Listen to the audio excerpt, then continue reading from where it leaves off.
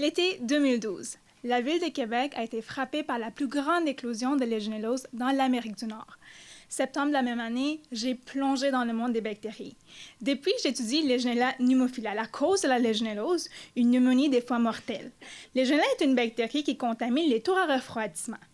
Et l'image 1 montre le tour contaminé sur le complexe Jacques-Cartier, coupable de l'éclosion de Québec.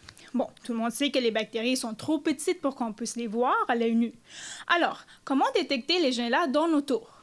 La méthode la plus populaire est de les cultiver sur les boîtes de gelose, comme on voit sur l'image 2.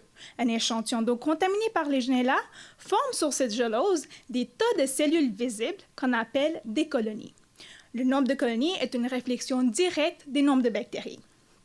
Mon projet de recherche a comme but d'identifier les facteurs environnementaux influençant la survie de Legionella dans l'eau.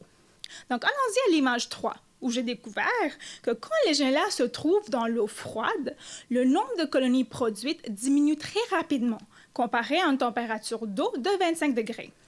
Normalement, on aurait dit que cette bactérie survit très mal ou qu'elle meurt à une température froide, mais cette fois-ci, on a décidé de voir si la bactérie nous jouait un petit tour en refusant de pousser sur la gelose.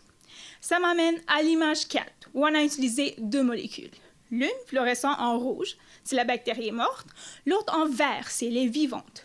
Notre Legionella dans l'eau froide, qui, au moment de son marquage, ne produisait pas de colonies, était marquée majoritairement en vert. Ça veut dire qu'effectivement, Legionella jouait au cache-cache. Elle restait vivante dans l'eau froide, mais ne produisait pas de colonies. Pourquoi ça nous intéresse? Parce qu'une bactérie vivante peut nous rendre malades. Ces résultats montrent qu'un manque de colonies n'est pas égal à une source d'eau propre. Donc, un échantillonnage d'eau fait par exemple au printemps quand il fait froid peut gravement sous-estimer le niveau de contamination.